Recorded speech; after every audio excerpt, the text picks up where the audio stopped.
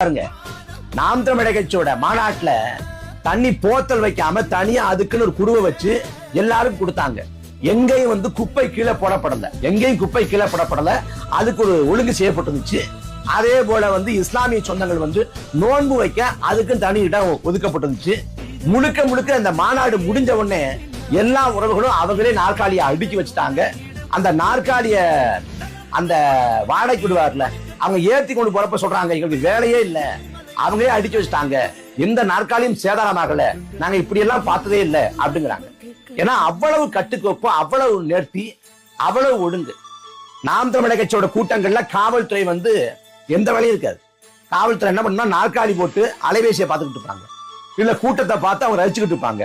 அவங்களுக்கு வேலையே இருக்காது. லட்சம் பேர் குடியிருக்கக்கூடிய கூட்டங்களை கூட வேலை இருக்காது.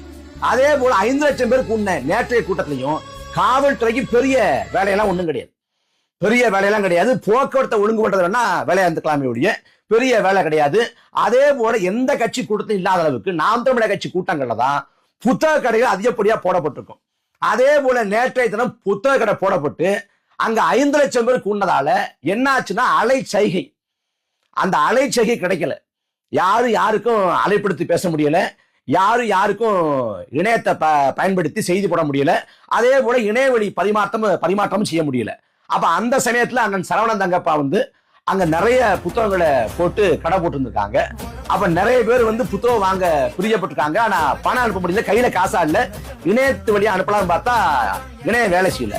அப்ப அண்ணன் சரவணன் தங்கப்பா வந்து, இந்தாங்க நீங்க கொண்டு போங்க, நாளைக்கு அனுப்புங்க அப்படின்னு நம்பிக்கை அடிப்படையில் நிறைய பேருக்கு புத்தகம் கொடுத்துருக்காரு.